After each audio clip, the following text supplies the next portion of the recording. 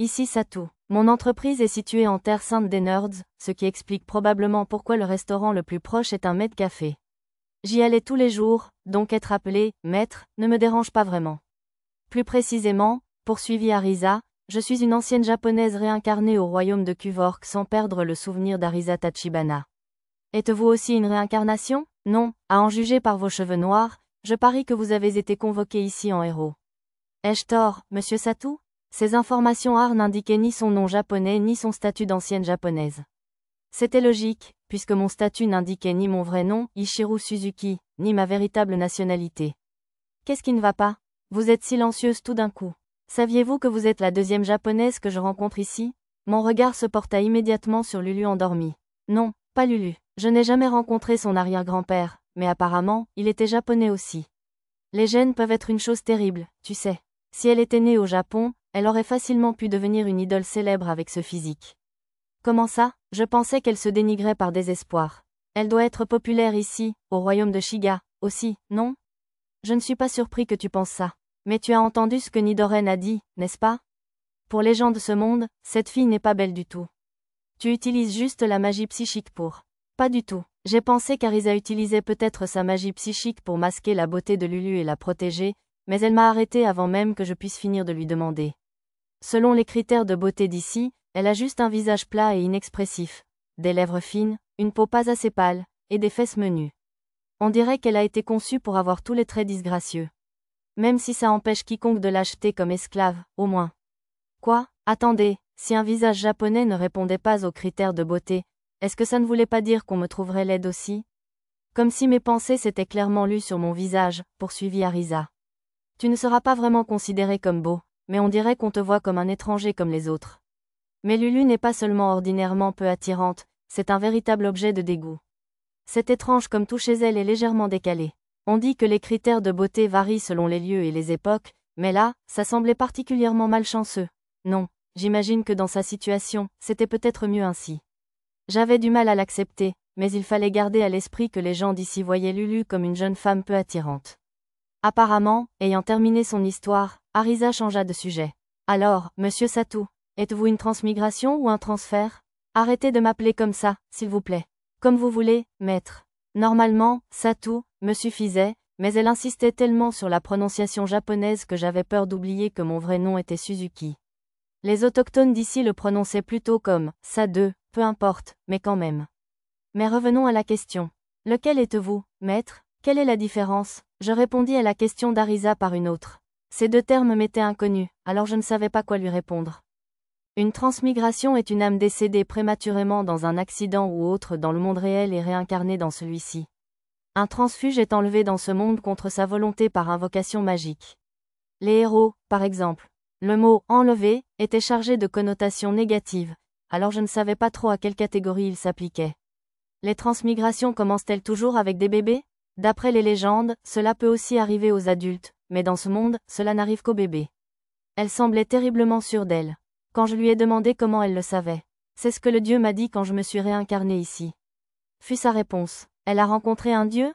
Si quelqu'un disait une chose pareille au Japon, tout le monde autour de lui commencerait certainement à douter de sa santé mentale ou à faire semblant de ne pas le connaître. Alors un transfuge est invoqué sous sa forme originelle? Comme ses vêtements, ses biens, son apparence. Oui, j'ai entendu dire que leurs vêtements étaient les mêmes qu'au moment de leur invocation. Leur apparence aussi, bien sûr. Certes, mes vêtements étaient restés les mêmes, mais pourquoi avais-je rajeuni? Est-ce que c'est juste des oui-dire? J'ai entendu ça directement d'un héros de l'Empire des Sagas, donc je n'en doute pas. L'Empire des Sagas est le seul pays capable d'invoquer un héros d'un autre monde. Je me demandais si je pourrais trouver un moyen de rentrer chez moi en allant à l'Empire des Sagas. Je suppose que je devrais y retourner après avoir visité le royaume de Shiga. Et l'autre japonaise dont Arisa avait parlé plus tôt devait être cette héroïne. Bon, que lui dire? Lui dire la vérité sur ma situation ou la garder secrète? Elle pouvait manipuler les cœurs et les esprits avec sa magie psychique, mais c'était quand même la meilleure piste que j'avais trouvée jusqu'ici. Je vois, alors je ne suis peut-être ni l'un ni l'autre. Je faisais une sieste au travail et, à mon réveil, je me suis retrouvée dans un vaste désert. Tu n'as pas rencontré de Dieu? Pas de chance. Arisa croisa les bras, pensive. Il fallait vraiment que je la rhabille. Alors tu es arrivée au milieu d'un cercle d'invocation, c'est ça? Non, j'étais toute seule. Alors, tu as commencé à un niveau élevé? Tu avais une magie infinie? Ou des tonnes de compétences? Non, j'ai commencé au niveau 1 et je n'avais que 10 points de magie. Aucune compétence non plus. Bon, je suppose que j'avais les icônes pluie de météores à usage limité. Vraiment? C'est incroyablement injuste, tu ne trouves pas? Zut. Maintenant, c'est moi qui suscite la sympathie et les questions. Bon, assez parlé de moi. Parle-moi de tes compétences, tes dons et tes capacités spéciales aussi. Juste pour te rappeler, c'est un ordre. Je répondrai même si tu ne me l'avais pas ordonné, tu sais. D'abord, ma compétence, magie psychique, est de niveau 5. Plutôt élevé, non? J'y ai investi tous les points de compétence que j'ai acquis depuis ma naissance. Tous? Arisa était niveau 11. Si ça fonctionnait comme pour elle, elle aurait dû avoir 110 points de compétence. 10 points ne suffiraient-ils pas pour maximiser une seule compétence comme magie psychique? Arisa, j'ai une question. Pose-moi ce que tu veux. Ma poitrine fait. Pressant un oreiller sur la bouche d'Arisa pour masquer cette information superflue, je poursuivis mon enquête. Combien de points de compétence obtient-on en montant de niveau? Et combien de points faut-il pour améliorer sa compétence, magie psychique? Oh là là, c'est vraiment violent. À chaque montée de niveau, les points de compétence que j'obtiens sont généralement de second 6. Autrement dit, un dé à 6 faces lancé 2 fois. Donc entre 2 et 12, avec une moyenne de 7. Et le nombre de points nécessaires pour améliorer ma compétence, magie psychique, varie selon le niveau. Plus précisément, j'ai pris note des informations d'Arisa dans la section mémo du menu réseau. Qu'est-ce que cela signifiait? Il y avait une énorme différence entre les points de compétence que nous obtenions en montant de niveau et le nombre nécessaire pour améliorer une compétence. Mon cas était-il unique, ou y avait-il un système? Il y a un problème? Demanda Arisa, l'air anxieux. Non, ça va. Elle semblait inquiète, mais j'ai éludé la question. Si ce qu'Arisa disait était vrai, alors ma capacité à apprendre des compétences était plusieurs fois, peut-être même des dizaines de fois, supérieure à celle d'une personne moyenne. D'une certaine manière, c'était un avantage aussi unique que les compétences pluie de météores, et explorer toute la carte. Il valait probablement mieux m'assurer de pouvoir faire entièrement confiance à Arisa avant de lui parler de tout ça. En attendant, je garderai le secret. Arisa, que se passe-t-il quand on apprend une nouvelle compétence? J'en choisis une dans la liste, bien sûr. Donc, c'était pareil. Non, attends, j'avais l'impression de mal comprendre quelque chose. Alors, qu'est-ce qui fait que les nouvelles compétences apparaissent dans la liste? Quand mes points de compétence augmentent. Si tu remplis certaines conditions, comme le nombre de points de compétence ou une compétence inférieure associée, la nouvelle compétence apparaît. Elles apparaissent lorsque tu as la moitié des points requis, ce qui est pratique. Tu peux décider de les dépenser maintenant ou de les conserver pour une meilleure compétence. C'est différent aussi. Dans mon cas, j'ai appris des compétences simplement en effectuant une action connexe.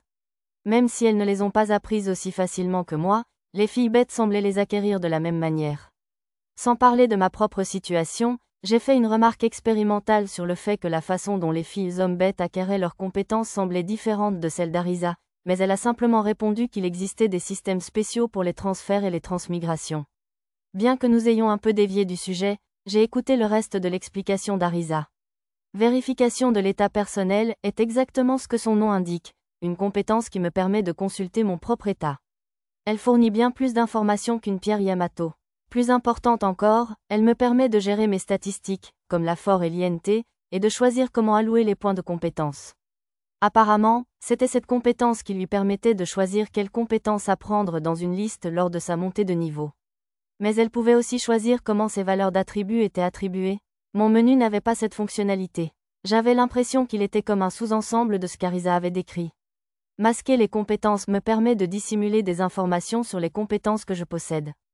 Une fois utilisées, mes compétences apparaîtront comme « aucune », même pour les pierres Yamato et « analyse », jusqu'à ce que je la désactive.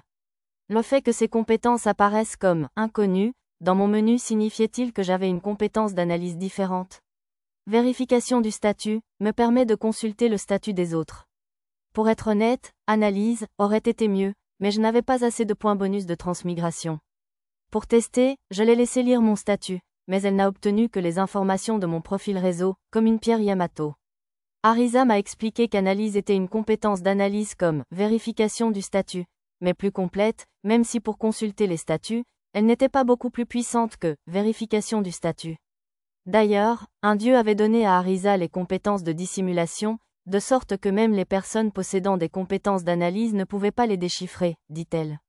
Je suppose que c'est pour cela qu'elles affichaient « inconnues », même sur mon écran. Normalement, une fois les compétences de dissimulation apprises, L'autre personne devait simplement avoir un niveau de compétence, vérification d'état, supérieur à celui des compétences de dissimulation utilisées.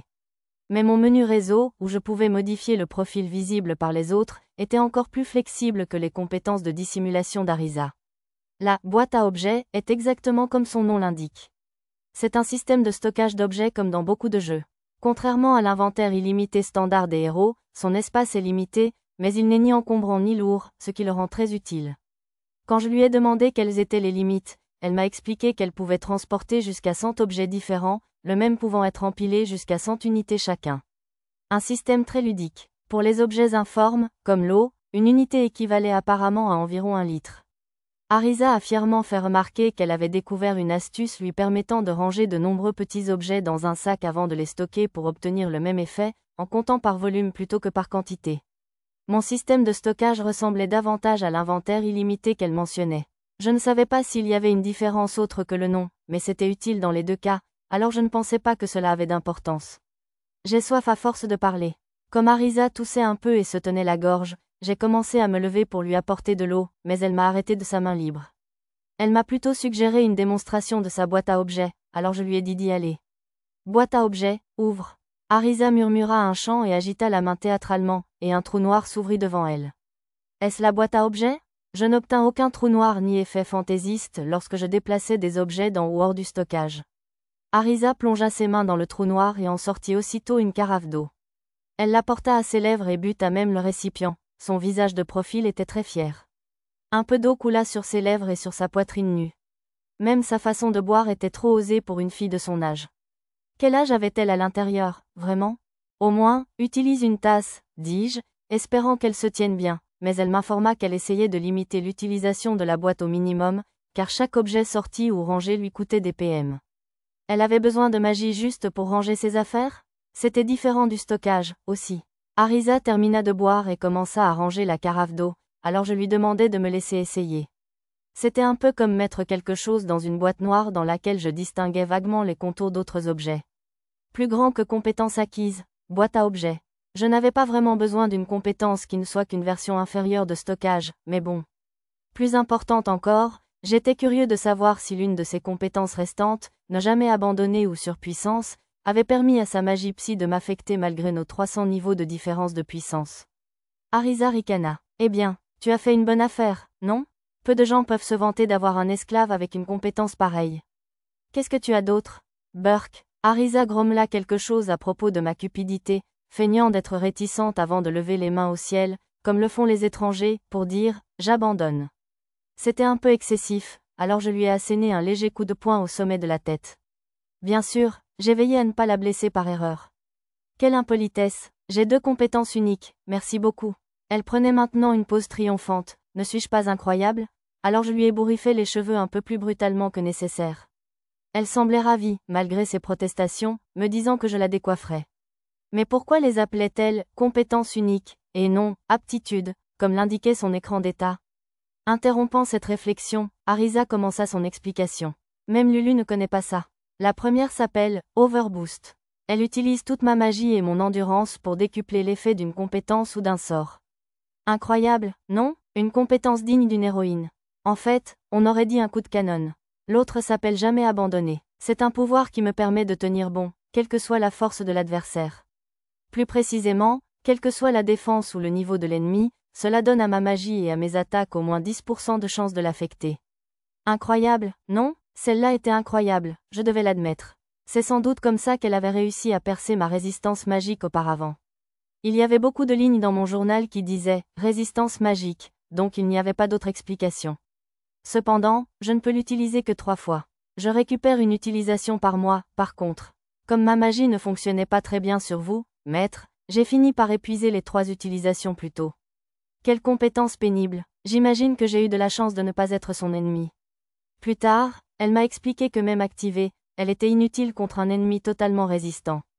Par exemple, il serait inutile d'essayer d'utiliser « lance-flamme » contre un dragon de feu insensible aux attaques de feu. Au fait, maître, combien de compétences uniques possédez-vous? Vous voulez juste savoir combien? Pas lesquelles? C'est vrai. Franchement, les compétences uniques sont nos atouts, alors mieux vaut ne révéler à personne les vôtres. J'étais sûre qu'elle allait me poser toutes sortes de questions, mais à ma grande surprise, elle m'a fermement déconseillé d'en parler. Quoi qu'il en soit, je n'avais même pas de compétence unique. Peut-être que le menu lui-même ou le sort pluie de météores avec lequel j'avais commencé pouvait être considéré comme des compétences uniques, mais comment le savoir? En parcourant chaque onglet du menu, j'ai remarqué une option discrète intitulée « Capacité » dans l'onglet « Paramètres ». Lorsque je l'ai sélectionnée, 4 noms sont apparus. J'en ai 4. Oh là là, c'est remarquable. D'après le Dieu que j'ai rencontré, plus une personne possède de compétences, plus son âme est grande. Calibre? Je doutais qu'un roturier de la classe moyenne comme moi ait une âme particulièrement impressionnante. Au fait, mes 4 capacités se sont avérées être menu, création d'unités, déploiement d'unités et immortalité. Alors, ce menu est une capacité, non? Il semblait suivre un modèle similaire aux compétences uniques d'Arisa, alors autant le considérer comme tel pour éviter que les choses ne se compliquent trop. Le fait que mon stockage, mon radar, ma carte, etc. n'apparaissent pas dans mes compétences uniques signifiait qu'il faisait tout partie de ma compétence menu.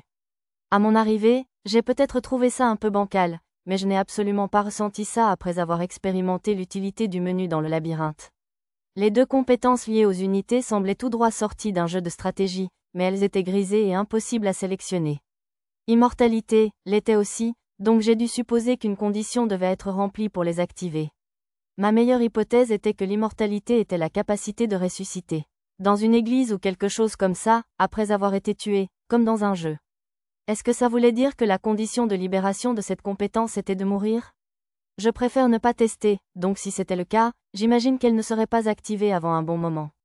De toute façon, inutile de gaspiller mon précieux temps sur quelque chose dont je ne pouvais pas déchiffrer la réponse par la seule logique, alors j'ai mis cette pensée de côté. J'aimerais en savoir plus sur certaines choses. Vas-y, comment peux-tu utiliser la magie psychique sans incantation? Elle l'avait certainement déjà utilisée devant l'auberge, mais je ne l'avais pas vu incanter quoi que ce soit. Eh bien, c'est une sorte de fonction cachée de la vérification de statut personnel. Une fois que j'ai appris un sort, il me suffit de penser au dernier mot de commande pour l'utiliser. J'ai eu un peu d'espoir pendant une seconde, mais apparemment, il fallait utiliser le chant une fois pour apprendre un sort. Je suppose que le seul moyen d'éviter d'apprendre un chant difficile était d'utiliser un parchemin magique. Bon, j'avais plein d'argent, alors j'ai pu demander à Zena ou à quelqu'un ou trouver une boutique de magie ou acheter d'autres parchemins. Ça veut dire que tu ne peux pas utiliser la magie, maître? J'ai du mal avec les chants. Ce n'était pas un mensonge. Il y avait 3 sorts que je pouvais utiliser, mais c'était des cas particuliers. Oh, bien sûr, j'ai failli abandonner moi aussi quand j'ai entendu quelqu'un d'autre chanter un sort pour la première fois. Finalement, ça m'a pris environ 1 an. C'est juste, j'ai essayé seulement 2 jours, ou 2 heures, en fait. Quoi? C'est vraiment pas le temps. Si c'était aussi facile à apprendre, il y aurait beaucoup plus de sorciers ici. Je n'avais pas de réponse. Profitant de mon moment de silence, Arisa se plaignit d'avoir froid et commença à s'accrocher à moi. La décollant délicatement, je pris ses vêtements et sa couverture près du lit et les lui glissai. Maintenant, dis-moi ce que tu as dans ta boîte à objets. Je ne veux pas que tu sortes un couteau, du poison ou autre chose et que tu me tues pendant mon sommeil. À en juger par nos échanges jusqu'ici, elle ne semblait pas avoir de mauvaises intentions envers moi, mais son histoire de « coup de foudre » était assez ridicule, alors je me suis dit qu'il valait mieux ne pas baisser la garde pour l'instant. Voyons voir, j'ai 5 livres de magie, principalement sur la magie psychique.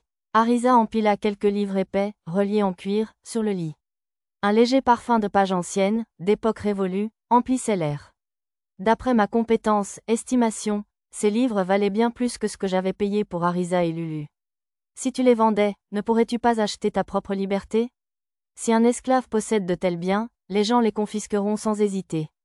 Et si quelqu'un aux cheveux violets comme moi sortait un livre sur un sujet aussi abhorré que la magie psychique, impossible de savoir ce qui m'arriverait. J'imagine qu'avec un nom comme « magie psychique », les gens étaient forcément effrayés par le lavage de cerveau, le contrôle mental, etc. Alors, n'aurais-tu pas dû étudier une autre forme de magie, pour ne pas être persécuté? C'est tout ce que j'ai pu trouver. Je voulais apprendre la magie, alors je me suis formé tout seul avec ça. Eh bien, je comprenais parfaitement ce désir d'utiliser la magie. Plus importante encore, les cheveux violets sont-ils de mauvais augure? C'est considéré comme un mauvais présage, que ce soit pour la couleur des cheveux ou celle des yeux.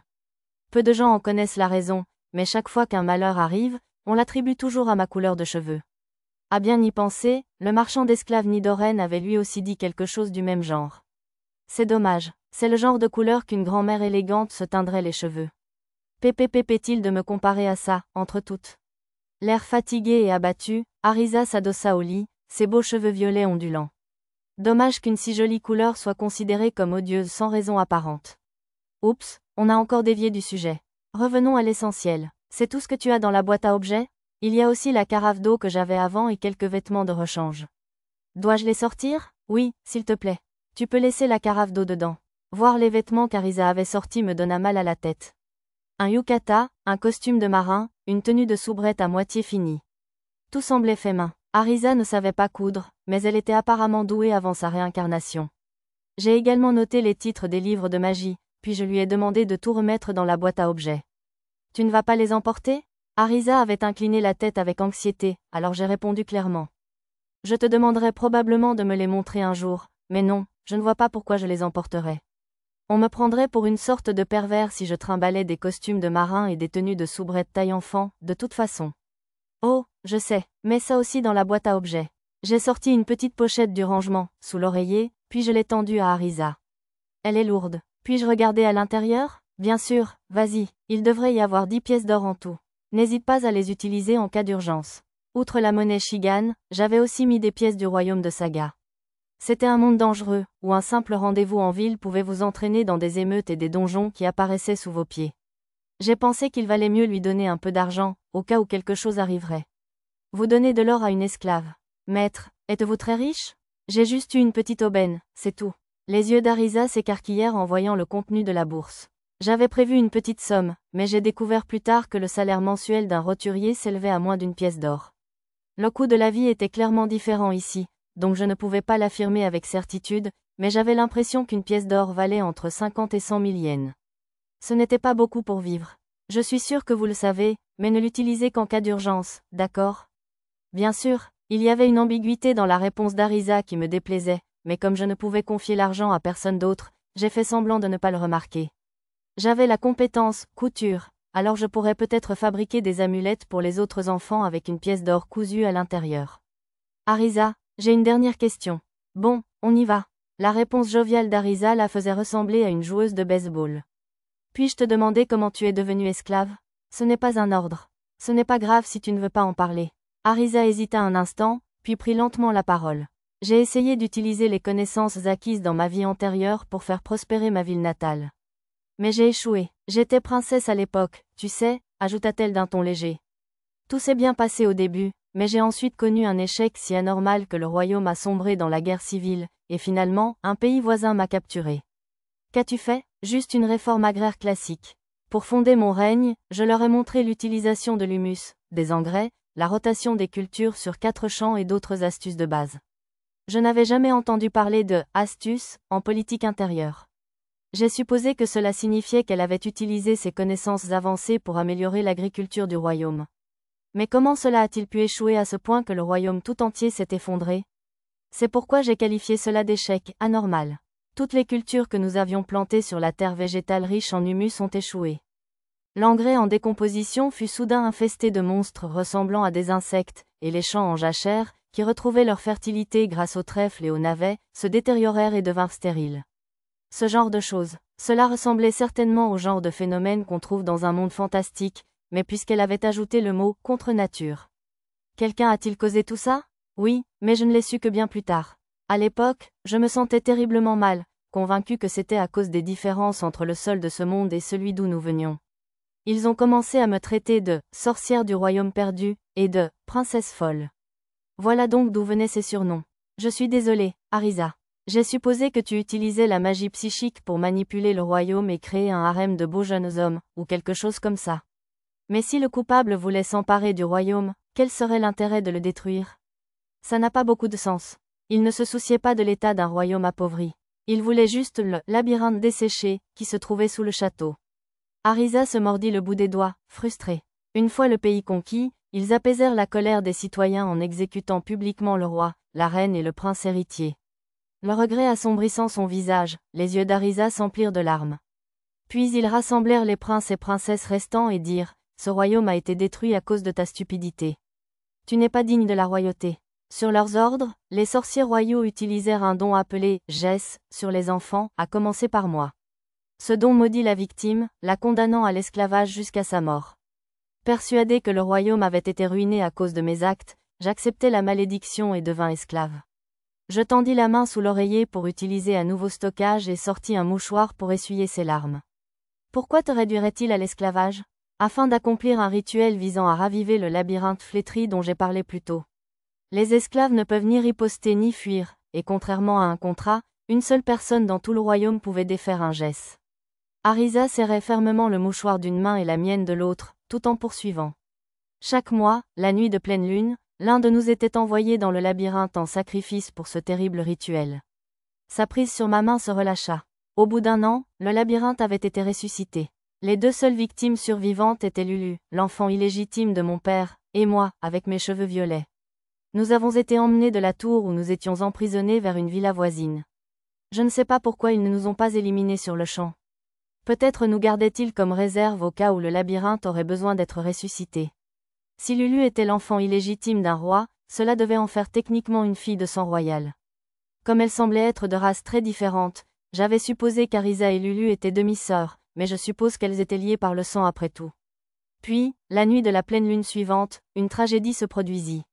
Un démon de l'enfer surgit de nulle part, détruisant le château et la ville environnante. La villa où nous étions brûla également, et Lulu s'enfuit avec moi dans les montagnes. Arisa avait reçu l'ordre de ne pas quitter la villa, mais elle en fut libérée lorsque le château fut détruit et que le serviteur qui avait été enregistré comme son maître fut tué. Je pensais que j'y mourrais brûlée vive, mais comme j'ai remarqué que le titre de Lulu était devenu « sans maître », nous avons pu nous échapper de justesse. Si j'avais été seule, j'y serais sûrement morte. Arisa était assise sur mes genoux, la main dans la mienne. Sa main tremblait encore, alors je la laissai là. Après ça, nous avons erré dans les montagnes jusqu'à ce que le marchand d'esclaves Nidoren nous trouve, alors que nous étions au seuil de la mort. Après tout, les esclaves sans maître ne peuvent pas entrer dans une ville comme ça. J'ai fait de mon mieux pour faire le minimum d'histoire pour éviter d'être vendue à un noble pervers. J'ai cru que le stress allait me faire un trou dans l'estomac. Elle appuyait sa petite tête sur mon bras, je ne pouvais donc pas voir son visage. Tu n'aurais pas pu manipuler Nidoren avec la magie psychique pour qu'il te traite comme ses filles, ou quelque chose comme ça? Tu as raison, mais j'étais tellement déterminée à bien me tenir que je n'y ai pensé qu'après avoir rempli le contrat pour devenir les esclaves de Nidoren. Tu aurais quand même pu utiliser la magie pour le manipuler après ça. Si je l'avais fait, ça aurait été une violation du contrat. Mon collier se serait resserré autour de mon cou, j'aurais même pu mourir. Attends une minute, je tournai la tête d'Arisa vers moi. Tu ne viens pas d'utiliser la magie sur moi tout à l'heure? Comment est-ce que ce n'est pas une violation de notre contrat? Levant les yeux vers moi, elle esquissa un léger sourire. Ça faisait partie de mon service d'esclave. J'ai prêté serment lors de la cérémonie du contrat, tu te souviens? De jour comme de nuit, je servirai toujours mon maître de toutes mes forces. Tu vois, j'utilisais juste ma magie pour te servir, énergétiquement. Alors, si tu acceptais de te soumettre et d'embrasser mon corps, je peux. Elle recommença à m'attaquer avec des mains avides, mais je l'arrêtai d'un nouveau coup de karaté au front. Au fait, quel était le but de ce démon de l'enfer? Aucune idée. Connaissant les démons, il cherchait probablement juste un labyrinthe où élever un seigneur démon, non? Ça voulait dire que c'était des parasites de couvée, alors? Comme des coucous, les labyrinthes existent-ils pour engendrer des seigneurs démons? Certains érudits l'affirment, mais les dieux ne l'ont ni confirmé ni infirmé. Pourtant, presque tous les seigneurs démons apparus jusqu'à présent ont d'abord été aperçus près d'un labyrinthe. Alors, Monsieur Œil a-t-il créé le labyrinthe de Serious City pour y invoquer un seigneur démon? À bien y penser, je crois que la propriétaire de l'auberge du front de porte avait déjà dit quelque chose de similaire. Ah oui, puis-je vous poser une question, maître? Laquelle? Avant d'entrer dans l'auberge, vous avez dit que vous n'auriez pas réussi à sortir vivant du labyrinthe sans Lisa et les deux autres, n'est-ce pas? J'ai hoché la tête. Êtes-vous déjà allé à Selivra, la cité labyrinthe? Non, c'était la ville où les demi-humains étaient le moins discriminés, n'est-ce pas? Je ne savais pas si les rues formaient un labyrinthe ou s'il y avait des entrées à un labyrinthe en périphérie, mais je voulais le voir de mes propres yeux un jour. Alors, c'était un labyrinthe dans un autre royaume? Non, non, je voulais dire celui qui s'est formé ici même, à Serious. Quoi? S'écria Arisa, un instant interloqué. Alors, la perturbation dans laquelle Nidoren s'est retrouvée était un labyrinthe? Une fois revenue à elle, elle me cria presque la question. Ton visage est trop près. La repoussant, je lui expliquai l'émeute à laquelle nous étions confrontés et comment le démon avait créé un labyrinthe. Je mettais le passage où j'avais enfilé un masque d'argent et vaincu un démon de l'enfer majeur. Alors, tu dis que ce démon de l'enfer a créé un nouveau labyrinthe? J'acquiesçais devant l'étonnement d'Arisa. Était-ce si surprenant? Eh bien, il n'y a que 6 labyrinthes vivants sur tout ce continent. Le plus récent a été créé il y a plus de 100 ans. J'ai lu dans un livre qu'il provenait du cadavre d'un seigneur démon. Puisqu'un démon de l'enfer mineur l'a créé, j'ai supposé que les labyrinthes étaient monnaie courante par ici. Comme si c'était si facile. On dit qu'il est impossible de créer un labyrinthe sans un artefact légendaire. Qu'est-ce qu'il aurait bien pu essayer de faire? Produire en masse plus de démons et combattre des héros, par exemple? Ignorant ma réponse arbitraire, Arisa réfléchit sérieusement. Poser tes mains sur mes épaules pendant ce temps, c'est bien, mais arrête d'essayer de m'entourer la taille.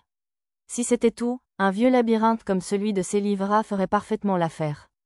Plus un labyrinthe est ancien, plus il est grand, alors je ne vois pas pourquoi il se donnerait la peine d'en créer un nouveau. Alors peut-être que c'était juste une diversion ou une stratégie pour l'avenir. Comme pour attirer l'attention du héros, ou quelque chose comme ça.